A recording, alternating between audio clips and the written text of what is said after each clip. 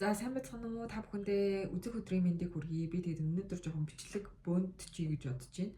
Ойрдоо бичлэг хийх зам муутай байлаа. Тэгээд цаашдаа бас жоохон зам муутай байж магадгүй гэж бодоод тэгээд өнөөдрийн одоо энэ бичлэг сэдэв маань болохоор зүүдний тухай байгаа. Тэгээ би улааж болсноос хойш миний зүүд их өөрчлөгдсөн гэж ярьсан. Тэгээ зүүдний тухай нэг жоохон юм ярьчих гэж бодож байна.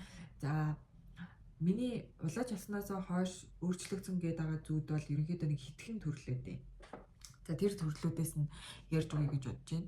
За зарим нэг зүүд болохоор жоохон зөнтэй байдаг. За зүүн нь яаж ирдэг вэ гэхээр өштэй нэг юм сонь уран сайхны аргаар ирдэг. За жишээлбэл би нэг бага охиноо анх цэцэрлэгт өгөх гээд тэг бүр яг цэцэрлэгт явуулахын өмнөх шөнө нь зүүдэлдэг байхгүй. Тэр нь юу вэ гэхээр би ингээ нэг амар гоё хариуцлагатай хүмүүс төр ингээ охиноо аваачаад тавьсан чинь гээд ингээ манай охин алга болчихдог байхгүй. Тэгээ алга болоод би бүр ингээ амар сандраад хайгаад ерөөсөө олддоггүй. Тэгээд бүр ингээ айгу сандраад байжснаа л гинт ингээд гэл нэг юм нэр орж ирээ. Тэр нь гэхдээ юм санаа гадаад нэр байсан байхгүй юу. Гэхдээ би тэр нэрийг огт санахгүй нэг юм орч юм шиг, латин юм шиг үг заяа. Тэгэд тэр тийм нэр орж ирэнгүүтээ тэр нэр нь төсөөлөлт маань яаж буусан гэхээр юм нэг юм ногоон өнгөтэй амтан болж буусан байхгүй юм. Хүн дүрстэй юм мэдгүй юм. Ногоон нус шиг ногоон өнгөтэй гэсэн үг заяа. Тийм амтан болж буугаад тэгээ би тэрний нэрийг хэлэнгүүтээ тэр аваа явцсан байж тээ. Гэдгснээ за яг олдохын хувьд бол олдно. Гэхдээ бөө юм болж олдох нь дээ гэж бодсон байхгүй юу. Манай охин цэцэрлэгт нь маргааш яваал тэгэл 3 хоног л явсан. Тэгэл шууд оройноос нь бөөлжөөл гүйлгээл тэгээ бит хоёр 7 хоног имлэг тавьсан байдаг байхгүй юу. Тэгээ би бүр хизээ одоо би тэр зүүдийг зүүдэлж байхдаа ингээл за жоохон онцгүй зүүд байна гэж бодсон хэрнээсээ нөгөө төлөвлөсөн ажил учраас ингээл зүүднээсээ болоод хүүхдээ шууд цэцэрлэгт явуулахаа болчихно энэ төр гэж байхгүй штэ. Тэгэл явуулсан. Тэгээ 3 хоноод нөгөө суулгалт болоод бит хоёр чинь 7 хоног тусал тариа имлэг гэд бөө юм болсон байхгүй. Тэгээ бүр имлэгээс яг тухайн үед ингээл бужигж байхдаа тэр мөрийг бодоочгүй угаасаа хүүхд маань бүр ингээд нөгөө суулгаад унтарсан. Тэгээд би өөрөө хагас тутун найртай ингээд юу тэр зүүд мүттэй мадтай явж байсан. Тэгээд гарч ирээд ингээд хэсэг бодсноо гинт олж байгаа байхгүй. Ямар тэнэг инээдтэй зүүдэлтэй гэж та тэрний юу вэ гэхээр штэ нөгөө юу яасан юм бэлээ. Юм ногоон өнгөтэй юм нэг хин нэгэн ингээд аваад явцсан гэдэг чинь тэр чинь одоо нөгөө өвчнийг төлөөлж байсан юм байл л да. Өвчин гэхээр бид нар чинь нэг юм бактерийг юм ногоон өнгөтэй юм нэг ногоон юмар хөвгөлтөн дээр дүрсэлдэг шүү дээ. Тэгээ бодвол тэр одоо оншных нь тэр нэг вирусных нь нэрж байсан юм уу? Юм латин юм уу? Орс нэр байсан байхгүй юу? Тэгээ тэр манай охиныг аваа явчлаа. Олдох нь олдно гэдэг нь болохоор идэх нь. Гэтэ ингээ бөө ажил болох нь дээ. Бөө юм болох нь дээ гэж ингээ бодогдсон болохоор бид хоёр чинь 7 хоног имлэг твцсэн. Имлэг твтгэхээс наан нэг түргэн дуудаад тэгээд гэртээ гайгүй болов гэдгсэн маргааш нь дахиад биштэнгүүд нь нэг имлэг яваад би өөрөө тэгж имлэгээр явах амар дургу тэрийг юм төвшөөд хүн байхгүй юу. Тэнгүүд нөгөө амар жоохон ядаргаатай санагдаад байсан юм тэр имлэгээр их явах байсан юм л л дээ. Тэг би имлэгт ялангуяа хүүхдээ имлэгт авч хөвтгийг бүр ингээд тэгн хүүхдээ имлэгт авч хөвтөн гэхээр бүр юм ёо микээ залгаагүй гэж микээр ярьдэл яхаа. За тэгтээ сонсогдож байгаа хаа.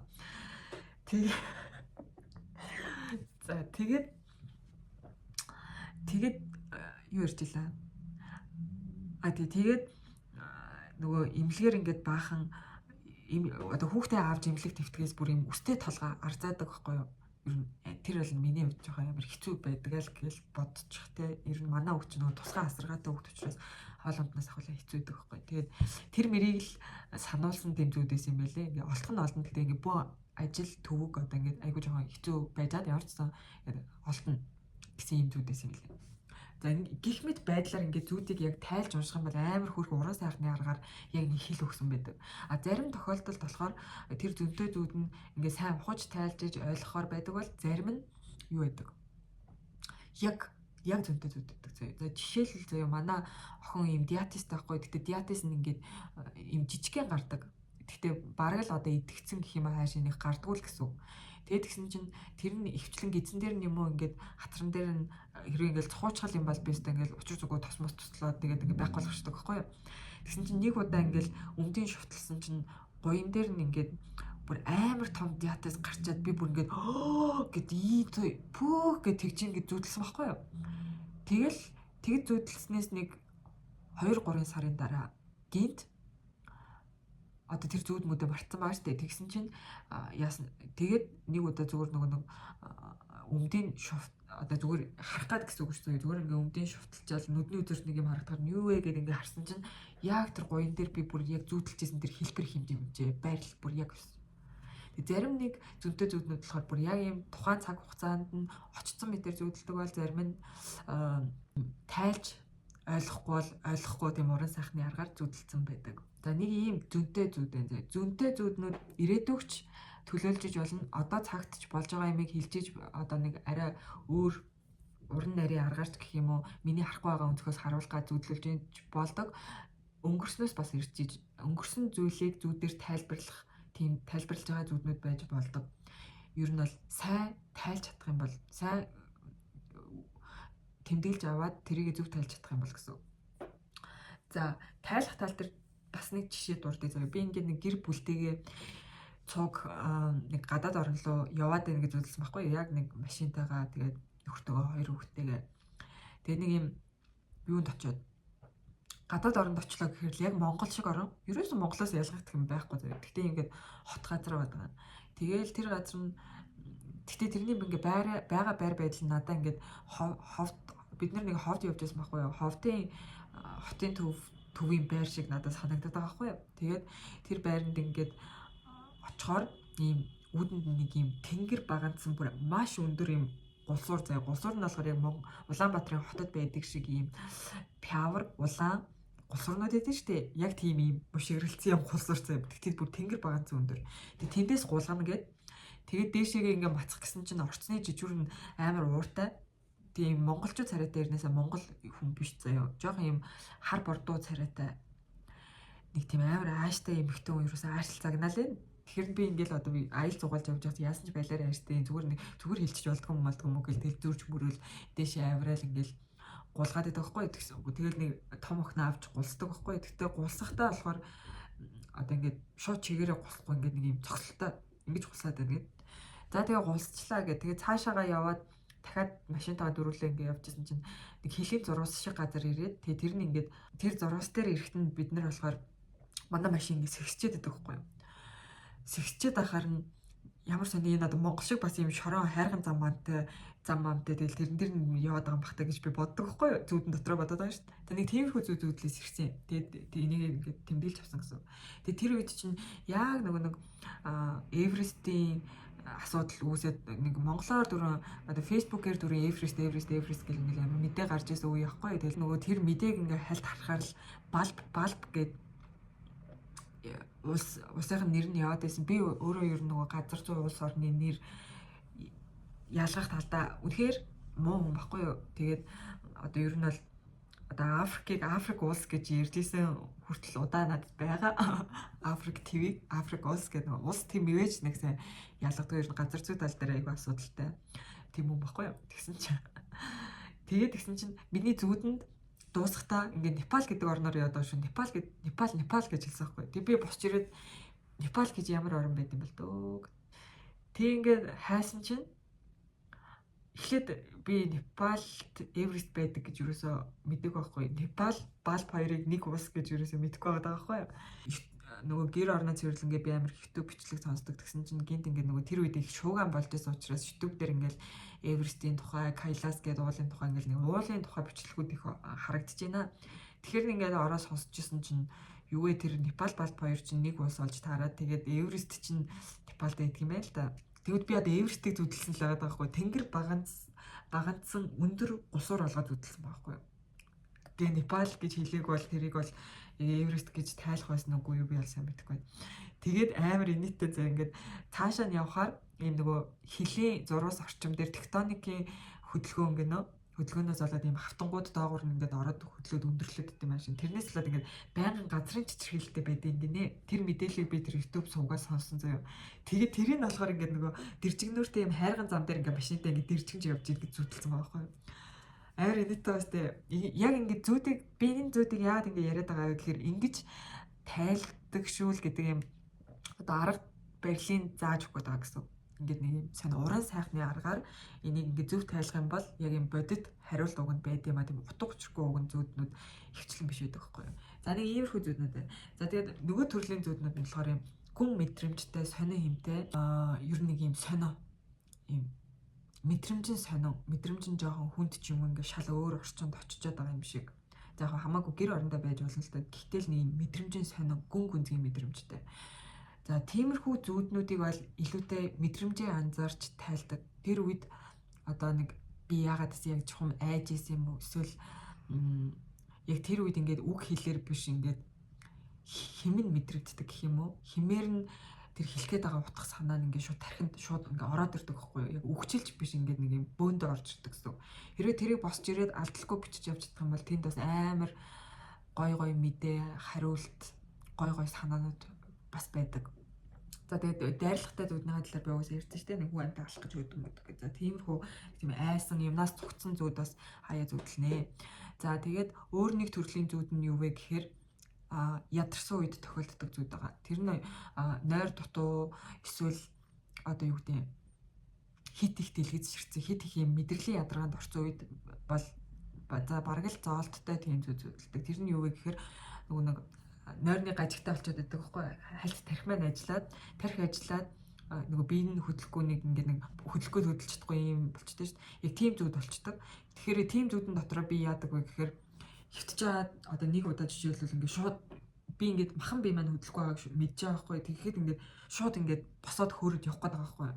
Тэр хүн чинь айнштейн чи биенээсээ гарч явах гээд байгаа юм яах гээд байгаа ингээд. Тэг би бүр ингээд хамаг хүчээр шахаад ингээд хурууныхаа үзүүрийг бүр ингээд хөдөлгөөд нөгөө ингээд орны даван мавнаас ингээд зуурж үлдчихсэн тохиолдол байдаг байхгүй юу.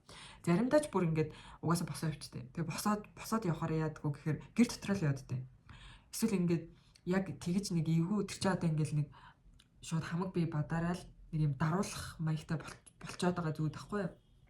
Тиймэрхүү төрлийн зүудэн дотор болохоор нэг бол ингээд биенээсээ гарч босч явах гэдэг. Эсвэл ингээд биенд маань шал өөр юм ороод ирнэ. Эсвэл юу яа аль хэдийн босоо явц ингээд өрөөнийхөө хооронд яваад ингээд тахил махлынхаа урд сууж муугаад янз бүр юм амд өглөөд байв. Эсвэл гэрт янз бүр юм орж ирэх гээд байсан чинь тэрнтэй би ингээд шууд зодтолтоо наа чинь заяа. Ингээд нөгөө буурлынхаа ташуур машуур илт мэлт сэлэн мэлмэг бариад яг өөрөөрөө гэсэн үг шүү дээ. Тэгээ тэрүүгээр ингээд байлж миний байлдагч гэж байхдаа нэг хүсрээд ингээд шахуурдж үзсэн ч юм уу. Тэгээ тэр үедээ би нэг юм аимхай биш илүү жоохон юм төвхшөөс ууртай байдал ядаргаатай юм бэ ингээд бараг зайлаач гэдэг зодтолтооддаг зөө. Тэгээд эсвэл ингээд хөл мөлнөөс маань юм ингээд шууд ингээд уугц татах мэдрэгдэнэ. Тэгэд ингээд бөө юм болж байгаа л сэрхэд би бол яг байранда ямар ч хөдөлсөн шинжгүй нам удчихдаг байхгүй. Нэг ийм сонин зүйл байдаг. Эдгээр нь болохоор яг ямар үед тохиолдог вэ гэхээр зөвхөн яг л тэр ядарсан үед л тохиолдог. Бусад үед би бол ер нь тэгж зүүдэлдэг. Бусад үед бол арай нэг хүн шиг тэр бол ядраад мэдрэлийн ядаргаанд ороод юм тохон унталтаар унтж байгаа үед л тэгэд нэг бизнесээ гарч явж байгаа солиордог байхгүй. Одоо яг үнэнгээсээ тэгж гарч яваад байдаг юм уу? Тэр нөгөө нойрны гажиг нь ажиллаад байдаг юм уу? Би бол тэрийг сайн мэдэхгүй байна. За нэг ийм төрлийн зүуд байгаа. За бас нэг төрлийн зүуд маань юу гэхээр энэ одоо дандаа л босноос хойш миний зүуд юм болж өөрчлөгдсөн байхгүй. Өмнө нь бол ингээд нэг хамаа намаагүй хольж утгаал нэг юм онц сонирхолтой онцын юм зүүдэлдэггүй байсан гэсэн.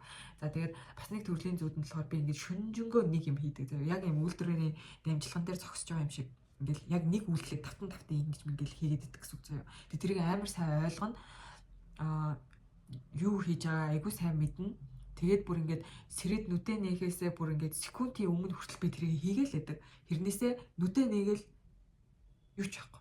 Таг марчдаг. Яг юу хийж яснаа ерөөсөө бүр ингээд шууд арчаа хийсэн юм шиг сандгүй. За эсвэл юм яриад байдаг хин нэгнтэй. Эсвэл хин нэг надад юм яриалаа. Эсвэл би ингээд харилцсан ингээл яриад бүртээ амар ойлгол бүр ингээд оройд орол те. Нэрээ тийм биш те. Эн чинь юм учиртай байж тэгэл. Эсвэл ингээд надаа яг ингээд хэлж өгөөд өгдөг байхгүй. Одоо эн чинь юм учиртай, энийг ойлгоо, эн чинь юм штэ, эн чинь юм штэ гэл тэнгүүд би тийм байна гэл ингээд ойлгоолаадаг, тогтоогоолаадаг, сонсоолаадаг. Тэгэл нүдэ нээхэд юу ч чадахгүй. За яг нэг ийм төрлийн бас зүуд байдаг заяа. За тэгэнгүүт өөр чинь ямар зүуд үлдээлээ. За тэгэнгүүт бүр энэ зөнтэй хамааралгүй одоо юу гэдэг нэг юм шал өөр тийш очиж зүудэлдэг зүуднүүд байдаг. Гэхдээ ийм зүуд бол би маш ховор зүудэлж байсан. Энэ бол ямар ч дэлхий дээр биш. Хизээж харж байгаагүй амьтнаа харах. Эсвэл нэг тийм хизээж мэдэрч байгаагүй мэдрэмжтэй шал өөр ийм химтэй шал өөр соронзон оронтой ч юм уу мэдгүй шал өөр газар байгаа оцсон байгаагаар зүүдлэх энэ төр зүүд. Гэтэл тийм зүүд бол надад бол маш ховор байдаг.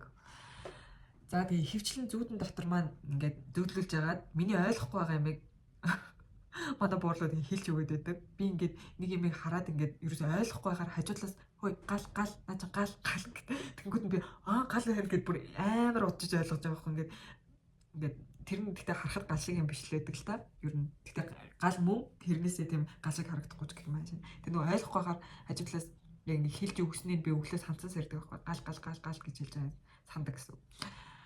За гихмэд намайг бол нойрон дунд маань бол 9 шидэл болгодог юм шиг байна. Тэгээд ер нь бол зүйтэй манж унтаад өглөөдөө тэмдэглэж авч заншвал ялангуяа даалт ертөнцтэй холбогдож байгаа хүмүүст зүүдээр бол бас хөрхэн мэдээлэл ирж байх ёстой. Таныг ингээд манад байх тусам учрын зөв тайлаад байх тусам тэр зүүн сайжирдаг гэж би боддог.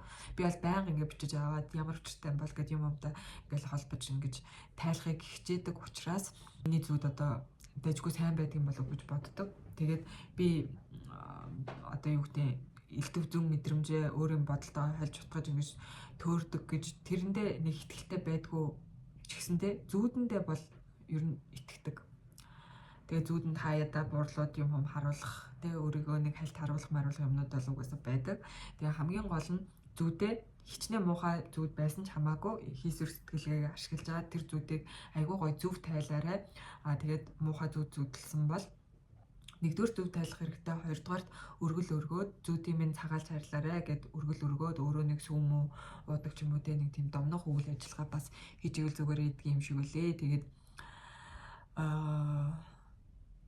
за зүүдний талаар би нэг иймэрхүү юм ярихаар энэ нэг ийм төрлийн зүүднүүд байдаг. Тэгээд ингэж тайлж болно. Тэгээд мэдээлэл ирдэг шүү. Гэхдээ угаасаа мэдээ ирж гин үү, тэ учиртай зүүд вэ нүү, учиргүй зүүд вэ нүү гэдэг нь угаасаа шал өөр байдаг шүү. Мэдрэмжээрээ, химээрээ ингээд хийцээрээ байгаа байдлаараа энэ нэг л өөр байна гэдэг нь мэдэгддэг.